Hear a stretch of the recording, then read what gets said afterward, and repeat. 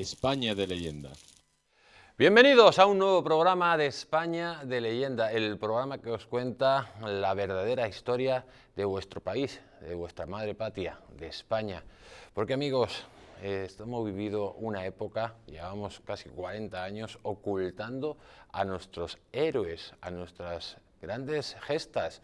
Y aquí lo que pretendemos es recuperar todo eso, que usted se sienta orgulloso de ser español, que sepa verdaderamente lo que España ha hecho a lo largo de la historia.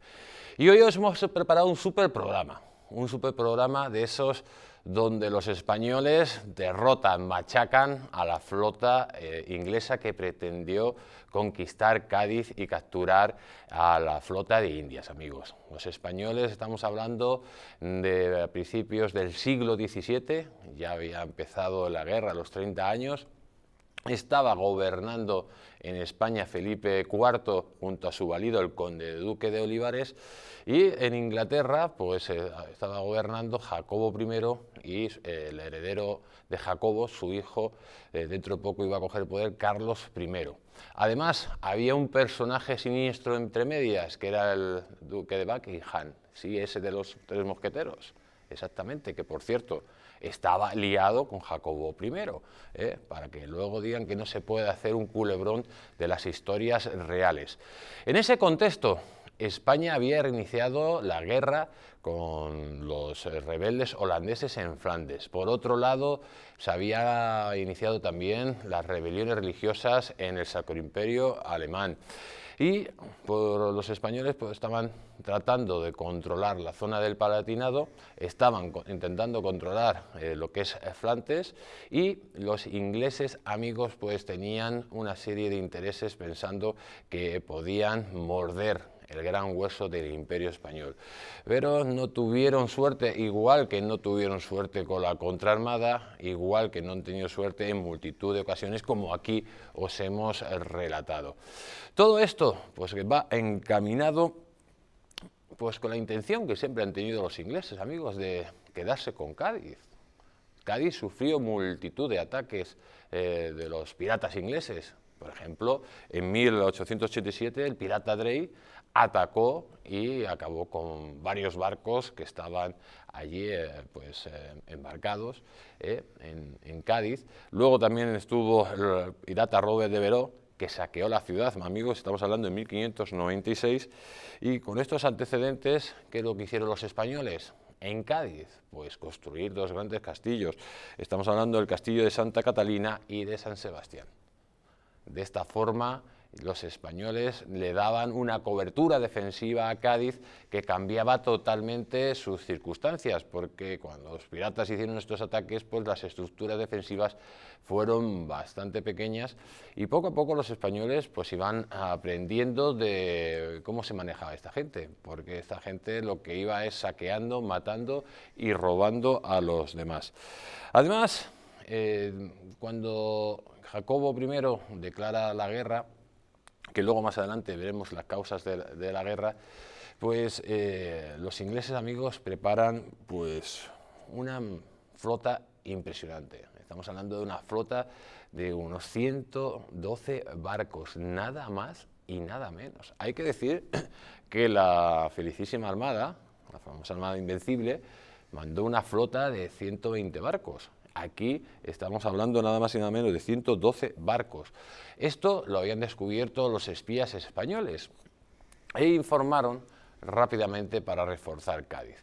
Pero esta flota, que bueno, estaba pues compuesta por marineros de tercera, barcos de segunda y mandos de tercera, bueno, de tercera o de última categoría, pues tardó mucho, estaba como inmovilizada, parecía que no quería salir a embarcarse, y los españoles, pues viendo que no iban, que el ataque no se producía, pues dejaron que esas guarniciones, esos soldados, fueran a otras guarniciones de Andalucía. ¿Quién estaba defendiendo la plaza de Cádiz? Pues estaba el duque de Medina Sidonia, amigos, hijo del duque de Medina Sidonia, que dirigió la Armada Invencible, y por otro lado estaba Fernando de Girón, gobernador de Cádiz.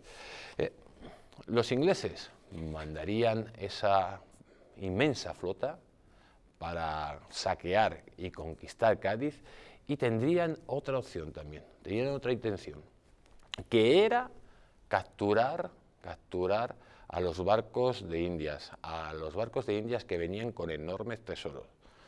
Todo esto metido en el contexto de una guerra mundial, como la Guerra de los 30 años, amigos, Guerra de los 30 años, donde murieron más de 8 personas en aquella época. Hay que decir que la población en Europa no tiene nada que ver con lo de ahora. Zonas de Europa que perdieron hasta el 50% de la población, con unas hambrunas, unas enfermedades terribles. Hubo relatos que decían que en esa época vivían casi como salvajes, que comían la hierba y las cortezas de los árboles. Una época muy fastidiada para Europa y que también cambió muchísimo lo que fue la composición política del continente.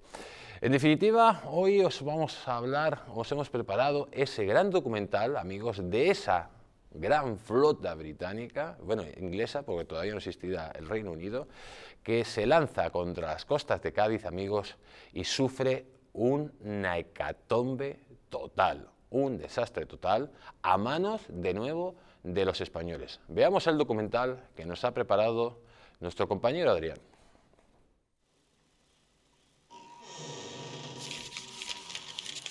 ...1625... la hecatombe de la flota inglesa frente a Cádiz.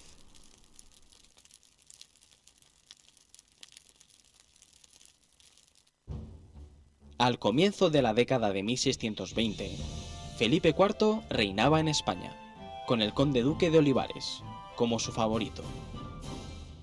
Se había retomado la guerra de Flandes tras la tregua de los 12 años, y las finanzas españolas seguían beneficiándose de la plata americana. Jacobo I era rey de Inglaterra, Escocia e Irlanda, con su hijo Carlos, príncipe de Gales, como su heredero. Inglaterra tenía vínculos militares con las Provincias Unidas, a las que había apoyado en la Guerra de Flandes. Por entonces, una serie de acontecimientos provocó la reanudación de las hostilidades entre los dos países. Durante la Guerra de los 30 años, que estalló en Europa, Federico V del Palatinado y su esposa Isabel Estuardo, hija del rey de Inglaterra, fueron derrotados y despojados por los tercios españoles. La jugada de pergeñar una alianza entre España e Inglaterra fue sobre todo una idea y esfuerzo del brillante embajador español en la isla, el conde de Gondomar, que consiguió con este juego mantener a Inglaterra como pro-española durante toda una década. Sin embargo, el proyecto de alianza entró en crisis con la Guerra de los 30 años en 1618. Jacobo envió tropas con instrucciones de defender el Palatinado, pero no atacar a las tropas españolas, mientras que Madrid, ayudando a los católicos, conquistó la región, si bien evitó cualquier choque con los británicos. Así, Frankenthal, en el Rin, quedó aislada con su tropa inglesa, mientras los válidos conde duque de Olivares y el duque de Buckingham, según las malas lenguas amante del rey Jacobo, continuaban con las negociaciones matrimoniales. Sin embargo, ahora existía otra pieza sobre el tapete. Londres exigía la devolución del Palatinado a su yerno, algo imposible de hacer. Primero, porque la mitad del territorio estaba ocupado por Baviera, y presionarla para realizar dicha devolución sería aproximarla peligrosamente a Francia, que estaba tentándola con una alianza. Por otro lado, la otra mitad estaba ocupada por España, que no podía permitir que un príncipe protestante controlara los puentes sobre el Rin Medio, zona de paso vital para conservar abierto el camino español entre Italia y Flandes, por lo que Madrid fue dando largas al asunto. Incluso se logró un gran éxito cuando Inglaterra fue finalmente obligada a ceder en junio de 1622 Frankenthal a los españoles, que la conservaría en depósito hasta diciembre de 1624, mientras se decidía qué hacer con el territorio. Por supuesto, España nunca la devolvería.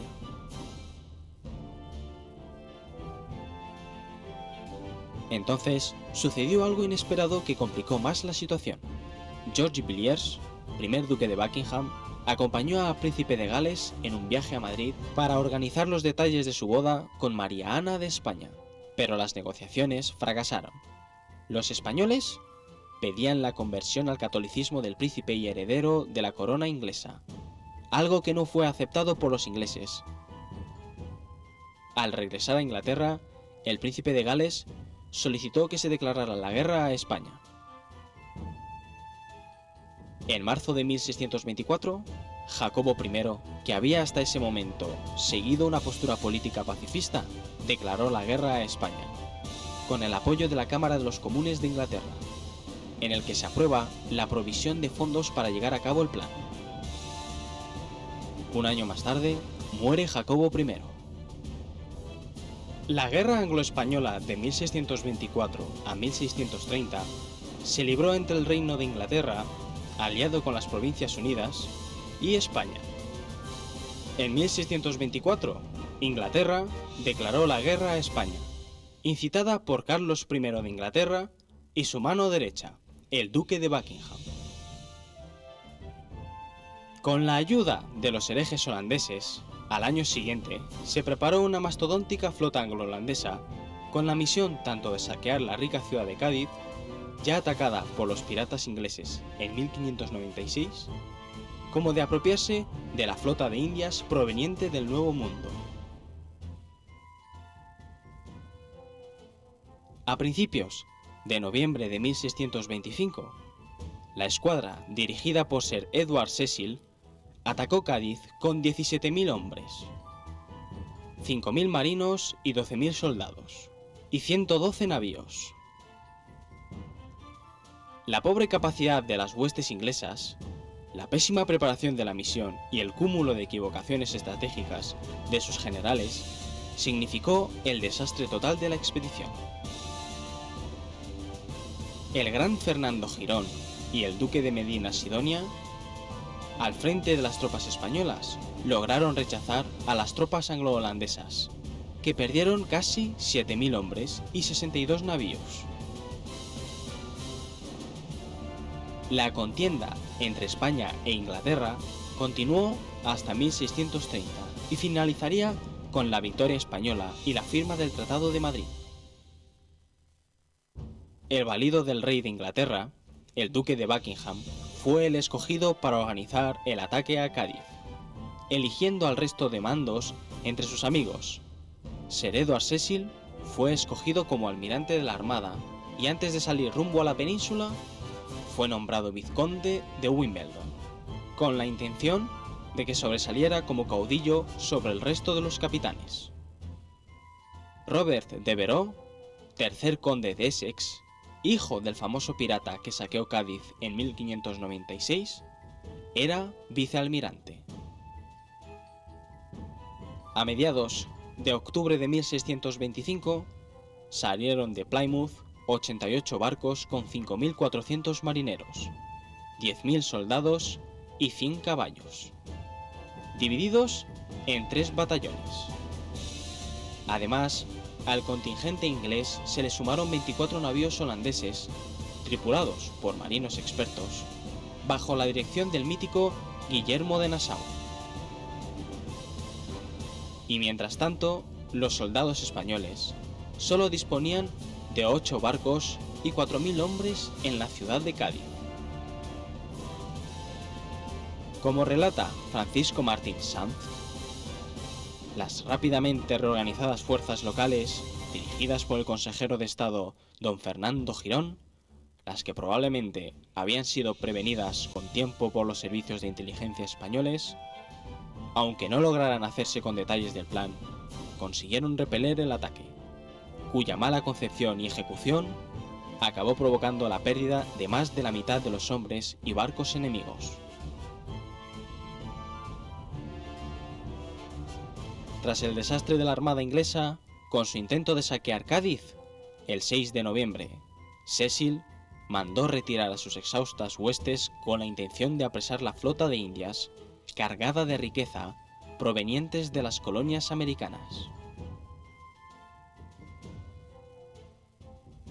Los ingleses esperaban junto a la costa sur de Portugal la llegada de la flota española. Pero ante las malas condiciones de las naves y el cada vez más peligroso estado de la mar, Cecil decidió volver humillado y apaleado a su querida Inglaterra el 26 de noviembre. Por una vez, la fortuna se alió con los españoles, ya que 3 días después, los galeones de tierra firme y Nueva España llegaban repletos de tesoros al puerto de Cádiz. A esta hecatombe naval anglo-holandesa hay que sumar otra producida unos días antes, cuando a finales de octubre un temporal fulminó por sorpresa la flota que bloqueaba los puertos de Flandes, hundiendo 30 barcos entre ambas nacionalidades, momento que fue aprovechado por la flota española de Dunkerque para hundir 150 embarcaciones holandesas, significando el colapso momentáneo de la economía hereje.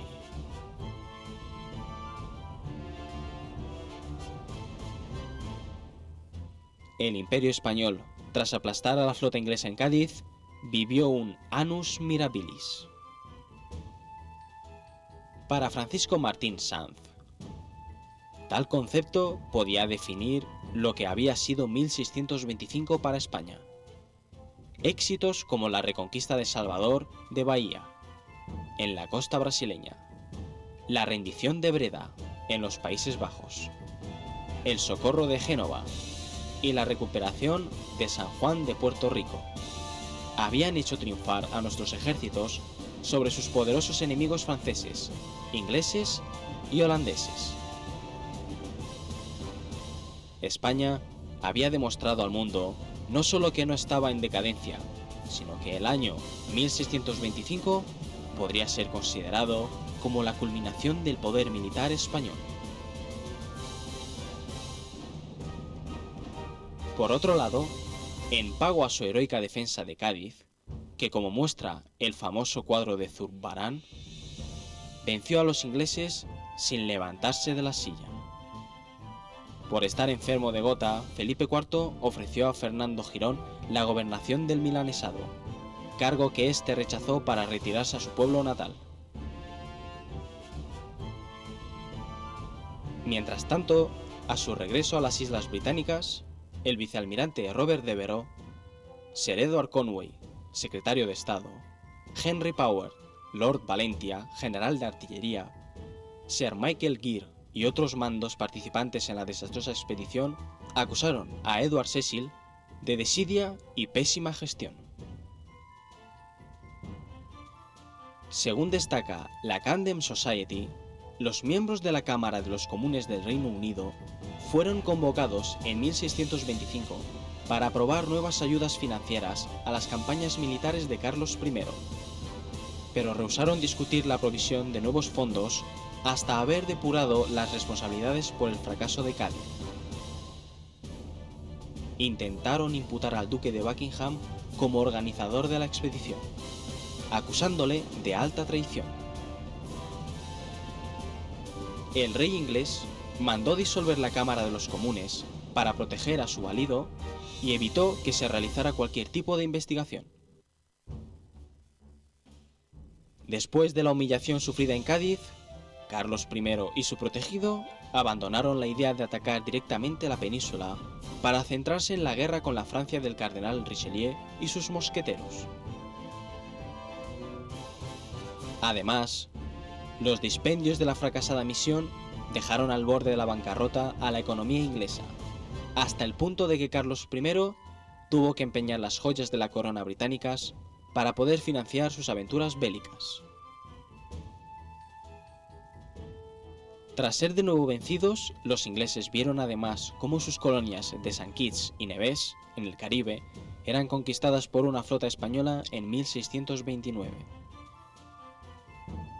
Carlos, finalmente escarmentado por fin, reconoció las limitadas posibilidades de Inglaterra, en tanto no hiciera una reforma fiscal o intentase controlar al Parlamento, así como la falta de coherencia en su política exterior. Decidió orientarse de nuevo hacia la postura filo-española de su padre. Con Buckingham asesinado en 1628, parece que volvió la cordura, y gracias a la mediación de Rubens, súbdito español en constante contacto con el rey y su valido, debido a sus muchos encargos pictóricos, logró firmarse la Paz de Madrid en 1630, por la que Inglaterra se comprometía a no apoyar a los enemigos de España ni atacar sus posesiones. Finalmente, Londres entró en una grave crisis con los intentos de reforma llevados a cabo por Carlos, lo que desembocaría en varias guerras civiles que acabarían con el rey decapitado. Solo el triunfo de Cromwell en 1653 supuso el verdadero nacimiento de Inglaterra como gran potencia.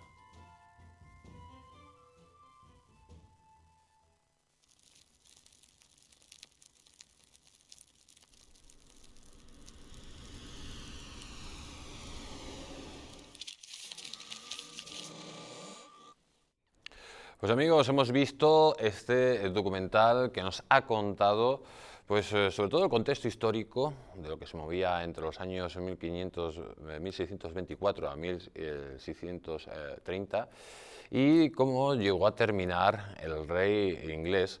Un rey inglés, Carlos I, amigos, que hay que decir muchas cosas de él.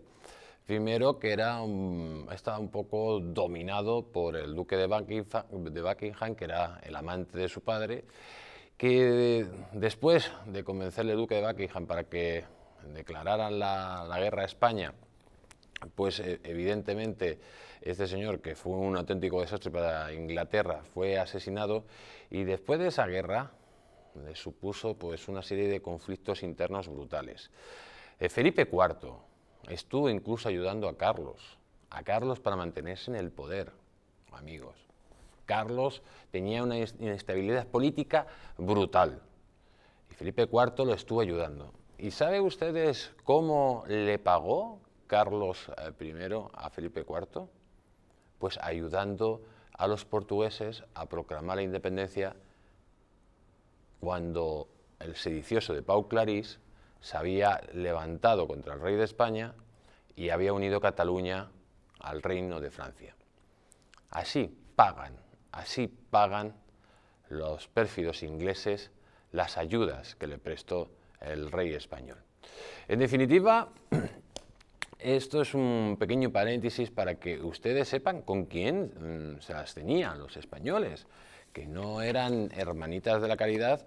Inglaterra en ese momento no era una gran superpotencia, más bien una potencia secundaria, que además pretendía, pues sobre todo, empezar a dominar el comercio con América, cosa que lógicamente era demasiado para ellos. Las causas de la guerra entre España e Inglaterra. Las causas fueron varias. La primera de ellas, amigos, era que Federico V del Palatinado y su esposa, Isabel Estuardo, eran familias de Jacobo I. ¿Vale? Y estos señores habían les habían despojado de todas sus posesiones en el Palatinado. Esto, lógicamente, influenció en Inglaterra, que pidió que inmediatamente a España y a los príncipes alemanes que habían ocupado sus territorios, que sus territorios fueran devueltos. ¿Qué es lo que dijeron los ingleses? Bueno, señores, España no está cumpliendo la tregua, ha violado la tregua, y además dice que no se están cumpliendo los acuerdos de la guerra. Bueno, lo cierto es que españoles e ingleses intentan una fórmula para mantener, pues por lo menos ese statu quo. ¿Y cuál es esa fórmula? Intentar casar al príncipe de Gales, a Carlos I, intentar casarle con la infanta María Ana de España. Ustedes habrán visto, incluso en la película La Triste, cómo se produce ese famoso enfrentamiento por las calles de Madrid cuando va el duque de Buckingham y el príncipe de Gales por las calles del Madrid de los Austrias y es atacado. Y van de forma secreta a negociar pues, ese casamiento. ¿Qué es lo que sucedió? Pues que los españoles pidieron al príncipe inglés que se convirtiera a la auténtica religión, el catolicismo, cosas que los ingleses, pues lógicamente no quisieron, y tras varios meses negociando a ver lo que sucedía, si se casaban o no se casaban, al final los ingleses rompieron las negociaciones, volvieron a Inglaterra, y Carlos convenció a su padre Jacobo I para que le declarara la guerra. Carlos, influenciado por el duque de Buckingham, y el duque de Buckingham, amigos, pues que tenía cobertura total con Jacobo I, ya que era uno de sus novietes. Vamos a ver las imágenes que nos resumen un poco esta situación. George Villiers, primer duque de Buckingham, acompañó al príncipe de Gales en un viaje a Madrid para organizar los detalles de su boda con María Ana de España, pero las negociaciones fracasaron. Los españoles pedían la conversión al catolicismo del príncipe y heredero de la corona inglesa, algo que no fue aceptado por los ingleses. Al regresar a Inglaterra, el príncipe de Gales solicitó que se declarara la guerra a España. En marzo de 1624, Jacobo I, que había hasta ese momento seguido una postura política pacifista, declaró la guerra a España, con el apoyo de la Cámara de los Comunes de Inglaterra, en el que se aprueba la provisión de fondos para llevar a cabo el plan. Pues ya han declarado la guerra, ya Carlos I tiene dinero que han aportado el Parlamento. ¿Y qué es lo que prepara esta gente? Pues prepara una flota increíble, amigos, una flota compuesta por 88 barcos ingleses y 24 holandeses. Increíble, 17.000 hombres, 12.000 soldados y 5.000 marinos.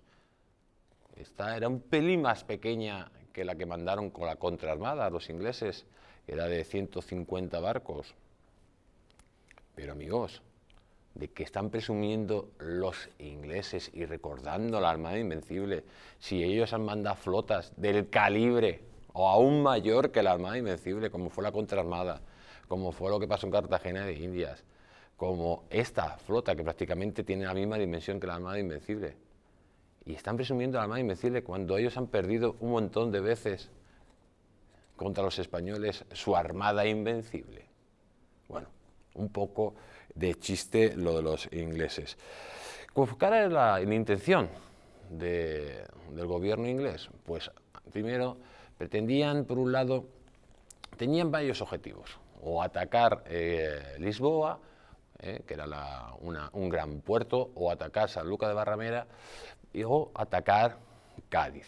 Pero los ingleses se preferían atacar Cádiz porque ya habían visto en otras ocasiones que el ataque al Cádiz le había salido bastante beneficioso. Lo que no calibraron los ingleses es que Cádiz, como hemos contado antes, ya no era esa ciudad indefensa, sino que se había mejorado muchísimo sus defensas. Luego, una vez que tocaran Cádiz, la saquearan, como es típico, típicas acciones que hacían los ingleses, pues ¿qué es lo que pretendían? Capturar la flota de Indias que venía con los inmensos tesoros, con la plata necesaria para financiar a los ejércitos españoles en Europa y para mantener esa guerra que tenía España en Europa, esa guerra prácticamente contra todas las grandes potencias, luchó de la guerra de los 30 años. Vamos a ver el siguiente vídeo que nos explica esta situación. Con la ayuda de los herejes holandeses, al año siguiente se preparó una mastodóntica flota anglo-holandesa con la misión tanto de saquear la rica ciudad de Cádiz, ya atacada por los piratas ingleses en 1596, como de apropiarse de la flota de Indias proveniente del Nuevo Mundo. A principios de noviembre de 1625, la escuadra dirigida por Sir Edward Cecil atacó Cádiz con 17.000 hombres, 5.000 marinos y 12.000 soldados, y 112 navíos. La pobre capacidad de las huestes inglesas, la pésima preparación de la misión y el cúmulo de equivocaciones estratégicas de sus generales significó el desastre total de la expedición. Pues amigos, lo hemos visto. Los ingleses siempre han presumido de su logística, de su preparación, de que son gente muy serias. Pues esta flota primero estaba compuesta por marineros, como hemos dicho antes, bastante pésimos. Los barcos que tenían, pues eran barcos muchos que estaban con la madera, con la comida. Y luego, además, si eso lo sumamos, que el duque de Buckingham pues puso al mando de la flota a todos sus amiguetes, pues el desastre estaba servido. ¿Por qué? Porque se iban a enfrentar a los ejércitos más poderosos del mundo y sobre todo a los mejores soldados del mundo, que eran los soldados españoles. El duque de Buckingham, que organizó todo este desastre, ¿a quién nombra como el almirante de la flota? A Cecil, el conde de Wimbledon, nada más y nada menos. ¿Y quién le acompaña? Pues el hijo de un famoso pirata como era Devereux, el que había asaltado Cádiz, había saqueado Cádiz en 1596. Por parte de los holandeses, pues ahí, amigos, sí que mandaron una flota en condiciones. Mandaron 24 barcos con los mejores marineros holandeses. Hay que decir que los marineros, la marina holandesa era terrible, tenía un potencial increíble, y de hecho, una vez que España perdió la hegemonía en el mar, durante bastantes años la marina holandesa estuvo dominando los mares. ¿Quién estaba al frente de estos barcos holandeses? Pues nada más y nada menos que Guillermo de Nassau, un capitán de primera categoría, para por lo menos compensar el desastre, la chirigota que formaban los ingleses. Por otro lado, ¿qué contaban los españoles? Pues los españoles iban a enfrentar a 112 barcos y 17.000 soldados, con 8 barcos y 4.000 soldados.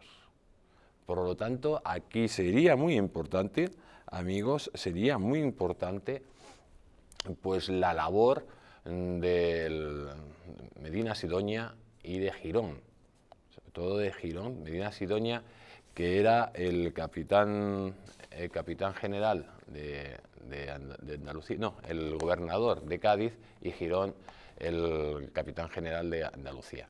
En definitiva, la labor que hizo Girón, estratégica, adelantándose continuamente a los pasos de los ingleses, situando tropas en los momentos justos y además, sobre todo, haciéndoles caer en una gran trampa. Vamos a contar cómo fue esa batalla, amigos, porque esa batalla empieza con la llegada de esa gran flota a las costas de Cádiz. Lo que primero ataca Cecil, que es atacar el fuerte del Puntal. El fuerte del Puntal, que en un principio va aguantando, pero el fuego artillero de tantos cañones que venía de esa flota hace que caiga. Al día siguiente desembarcan 9.400 soldados. 9.400 soldados que ya están sobre tierra firme, amigos, y bueno, estos soldados tuvieron otro gran problema, un problema de logística. Primero porque pues los alimentos o los víveres que habían encontrado en el Puntal, en la fortaleza del Puntal, habían embarcado los barcos. Y esta gente pues llevaba pues un día o 2 días prácticamente sin comer. Y aquí se produce algo típico de los ingleses. Ustedes que han veraneado en multitud de ocasiones en Benidorm o en la zona de Magaluf, en Baleares, pues han visto cómo se comportan. Les gusta mucho beber. Por eso la mayoría de ellos tienen los carrillitos así rojitos. Principalmente es por lo que le gusta el bebercio. ¿Qué es lo que se encontró el ejército inglés? Pues unos almacenes de vino que tenía que ir al Nuevo Mundo. Y los soldados ingleses se pusieron a beber, encima sin haber comido nada, y eso provocó, pues, bueno, un caos. Se amotinaron contra sus mandos, amigos, se emborracharon y se pusieron de vino, pues, hasta las cejas. Esto, ¿qué es lo que provoca? Pues que los españoles poco a poco vayan recibiendo refuerzos, se vayan situando y vayan tomando posesión. Intenta Cecil, con esta panda de borrachos, tomar la ciudad y continúa su camino. Pero, amigos, entre que los soldados que llevaban no eran muy profesionales, entre que no te llevaban provisiones porque no había preparado bien la logística y entre la resaca que tenían, pues empezaron a ser hostigados por los hombres de Diego Ruiz y de Portocarrero. Amigos, era constante el hostigamiento de los españoles, de un ejército de verdad. No se enfrentaban a una pequeña guarnición o una ciudad desprotegida o a gente desarmada, se enfrentaban a un ejército de verdad. Y esta panda de borrachines, pues lógicamente no tenía nada que hacer con soldados de verdad, con soldados españoles. Y amigos, las matanzas fueron terribles. Era tal el hostigamiento que Cecil decide retroceder, vuelve de nuevo a la fortaleza del Puntal y tiene que reembarcar a sus hombres. Es que estamos hablando, para que ustedes hagan una idea, de los 17.000 hombres que van a esta expedición, amigos, pierden 8.000, o sea, más de la mitad. De los 112 barcos que van a esta expedición, los ingleses pierden 62 barcos. Bueno, y Cecil, ¿qué es lo que hace? Pues intenta de nuevo tomar un respiro e intenta con su flota totalmente pues, hecha mistos, desorganizada, con pérdidas brutales. Imagínense, no habían preparado logísticas, todos los heridos ahí sin ningún tipo de higiene, pues las enfermedades empiezan a hacer mella en los británicos. Cecil intenta hacer lo que siempre intentan hacer los ingleses, intentar asaltar, piratear los barcos que venían de América. Y se empiezan a esperar en las costas de Portugal, escondidos, el paso de los barcos españoles. Pero ¿qué es lo que sucede? Pues que el mal tiempo dispersa la tropa, hace que pierda barcos, la mala organización y las enfermedades hace que ya no tenga posibilidades de hacer un verdadero ataque efectivo. Poco después, amigos, pues ¿qué es lo que sucedería? Pues que la flota de Cádiz entró triunfante, la flota de América, perdón, entró triunfante en Cádiz. Vamos a ver lo que sucedió. Tras el desastre de la Armada inglesa, con su intento de saquear Cádiz, el 6 de noviembre, Cecil mandó retirar a sus exhaustas huestes con la intención de apresar la flota de Indias, cargada de riqueza provenientes de las colonias americanas. Los ingleses esperaban junto a la costa sur de Portugal la llegada de la flota española, pero ante las malas condiciones de las naves y el cada vez más peligroso estado de la mar, Cecil decidió volver humillado y apaleado a su querida Inglaterra el 26 de noviembre. Por una vez, la fortuna salió con los españoles, ya que 3 días después, los galeones de tierra firme y Nueva España llegaban repletos de tesoros al puerto de Cádiz. Pues España había triunfado por todo lo alto, había evitado el saqueo y la invasión de Cádiz, había evitado que la flota de Indias fuera capturada y además había dejado pues, en pañales a la flota británica, que había perdido más de la mitad de los barcos y la mitad de los hombres. Era tal el desastre, amigos, para que ustedes se den cuenta, que la flota holandesa, que sí era una flota muy competente, dirigida por una persona muy competente, llegó un momento que abandonó la flota inglesa sin avisarlos. Los barcos holandeses los abandonaron porque ya estaban hartos de estos ingleses. Además, hubo momentos en el propio ataque a Cádiz que los mismos ingleses estaban bombardeando, sin darse cuenta, a sus aliados holandeses. Fue un desastre de dimensiones estratosféricas.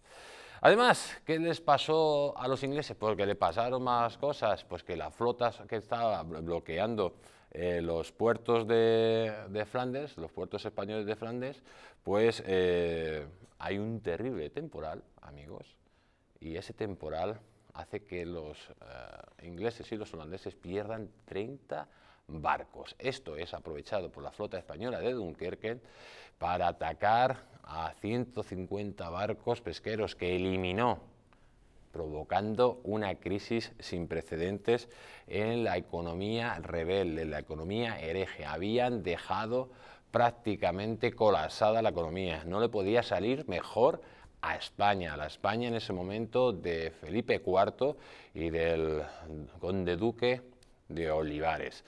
Esto no nos lo han contado. Parece que toda la época de Felipe IV, el rey universo, pues fue un auténtico desastre. Pues no, amigos, conseguimos vencer a Inglaterra igual que en la guerra que tuvo Felipe II contra la reina virgen, la volvimos a derrotar y en multitud de ocasiones. Vamos a verlo. A esta hecatombe naval anglo-holandesa hay que sumar otra producida unos días antes, cuando a finales de octubre un temporal fulminó por sorpresa la flota que bloqueaba los puertos de Flandes, hundiendo 30 barcos entre ambas nacionalidades, momento que fue aprovechado por la flota española de Dunkerque para hundir 150 embarcaciones holandesas, significando el colapso momentáneo de la economía hereje. Pues ya tenemos a la economía hereje también colapsada, a los ingleses derrotados. Y amigos, España viviría los momentos de gloria. Dicen que el siglo XVII era la decadencia española, pero lo cierto es que el año 1625 fue el año maravilloso para los ejércitos españoles. No fue un año con más éxitos que ese. Estamos hablando que la flota de Fabrique de Toledo recupera Salvador de Bahía, que había sido tomado por los holandeses. Posteriormente se produce la rendición de Breda en Flandes, donde ustedes recordarán el maravilloso cuadro de Velázquez. También realizamos el socorro de Génova y, como no, se recupera la isla bonita, la isla de Puerto Rico, que había sido perdida. En definitiva, el año 1625 supone el culmen, lo máximo del ejército español. Se había derrotado a franceses, se había derrotado a holandeses, a ingleses, a todas las potencias eran derrotadas una tras otra. ¿Qué es lo que determina? Y lo vuelvo a repetir muchas veces, que se pierda la guerra de los 30 años. Es verdad que puede que hubiera problemas de estrategia, se podrían haber hecho cosas mejor, pero principalmente, amigos, lo que la balanza hace que España la pierda es la traición de Pau Clarís. Lo he dicho en otros capítulos, pero hay que decirlo, Pau Clarís, el diputado general, el que dirigía pues, lo que es Cataluña, cuando se levanta contra España, cuando Francia invade Cataluña, él se levanta contra España y se alía con los franceses. Eso, amigos, sería determinante, porque los esfuerzos que los españoles estaban haciendo en todo el mundo para mantener la hegemonía, pues se tuvieron que concentrar en esa rebelión y tardaron los españoles casi 12 años en acabar con los colaboracionistas sediciosos catalanes y con la invasión francesa. Fue un golpe de mano después de estas grandes gestas que tuvieron los españoles, que solo nos faltaba vencer a la Francia de Richelieu, y se hubiera conseguido si no hubiera sido este tipo, que además luego provocó una serie de rebeliones internas en Sicilia, en Nápoles, en Andalucía, en Aragón, incluso había una conspiración en Galicia, se perdió Portugal, la Unión Hispánica, y todo esto gracias a los sediciosos catalanes, a Pau Clarís. Por eso, amigos, hay que tener mucho cuidado con los sediciosos y poner los límites para que no rompan la unidad de España. Vamos a ver el siguiente vídeo que nos va a relatar ese año maravilloso que tuvieron los ejércitos españoles y que ustedes tienen que tenerlo marcado a fuego. El año maravilloso de los españoles. Escúchelo. El Imperio Español, tras aplastar a la flota inglesa en Cádiz, vivió un annus mirabilis. Para Francisco Martín Sanz, tal concepto podía definir lo que había sido 1625 para España. Éxitos como la reconquista de Salvador de Bahía, en la costa brasileña, la rendición de Breda, en los Países Bajos, el socorro de Génova y la recuperación de San Juan de Puerto Rico, habían hecho triunfar a nuestros ejércitos sobre sus poderosos enemigos franceses, ingleses y holandeses. España había demostrado al mundo no solo que no estaba en decadencia, sino que el año 1625 podría ser considerado como la culminación del poder militar español. Pues hemos estado hablando de los éxitos de España, lo que supuso esta victoria sobre los ingleses, pero ¿qué pasó con los ingleses? ¿Qué pasó cuando Cecil llega con su flota pues medio destrozada, llega a Inglaterra? Pues que Carlos reúne al Parlamento y el Parlamento le pide responsabilidades y le dice: no vamos a poner ni un duro más, no vamos a poner ni un duro más. Y además, Carlos, al amante de tu padre, al duque de Buckingham, le vamos a acusar de alta traición. ¿Qué es lo que tuvo que hacer Carlos? Pues amigos, tuvo que disolver el Parlamento para proteger al duque de Buckingham, que por cierto, poco después de este desastre, sería asesinado en 1628. Véanlo.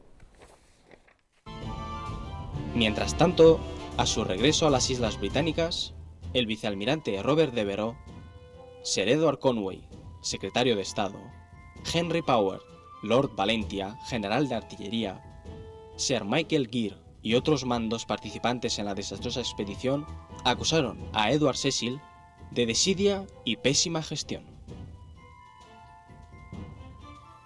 Según destaca la Camden Society, los miembros de la Cámara de los Comunes del Reino Unido fueron convocados en 1625 para aprobar nuevas ayudas financieras a las campañas militares de Carlos I, pero rehusaron discutir la provisión de nuevos fondos hasta haber depurado las responsabilidades por el fracaso de Cádiz. Intentaron imputar al duque de Buckingham como organizador de la expedición, acusándole de alta traición.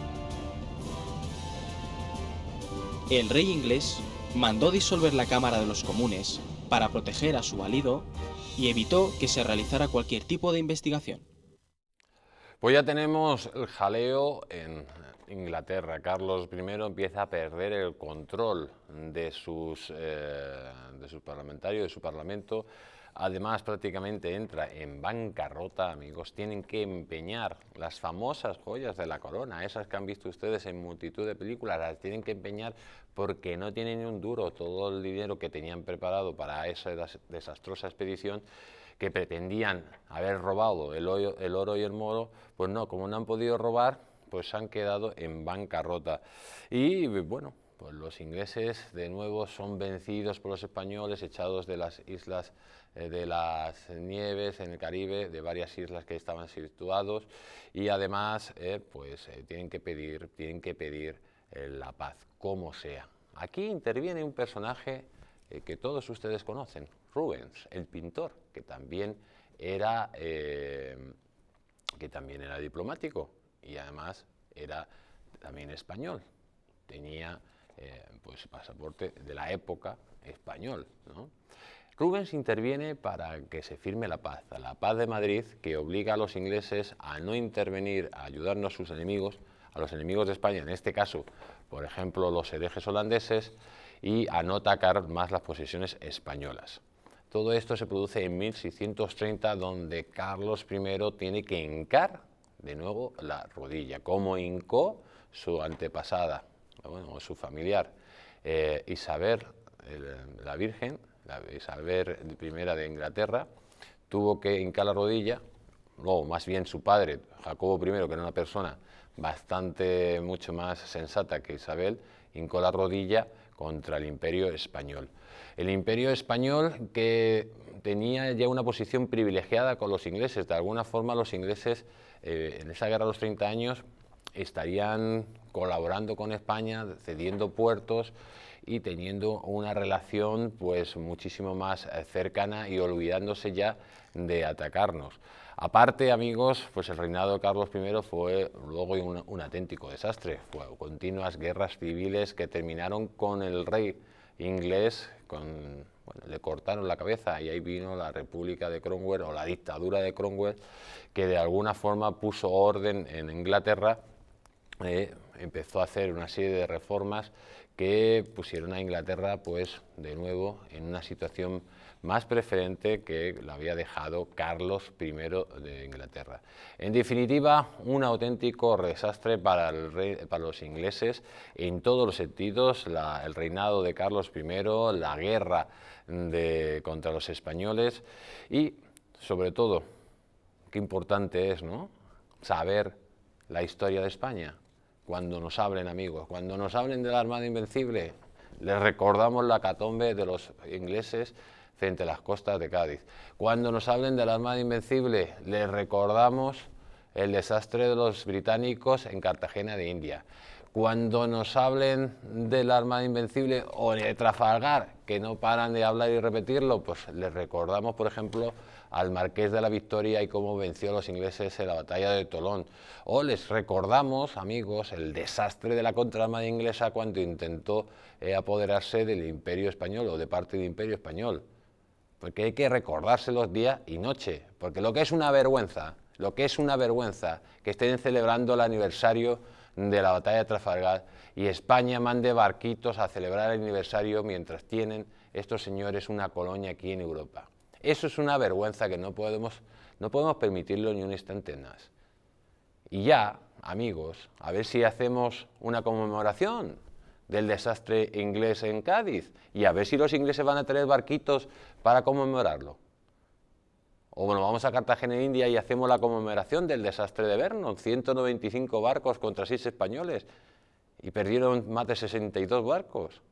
Pues no, pues si los ingleses no tienen nada, ni un gesto hacia España, nosotros tampoco. Eso sí, les vamos a recordar una y mil veces sus derrotas, aunque ellos los oculten en sus libros, en sus documentales y en sus películas. Amigos, nos despedimos deseándoles a todos que sean buenos, que Dios los bendiga y que Dios bendiga a España.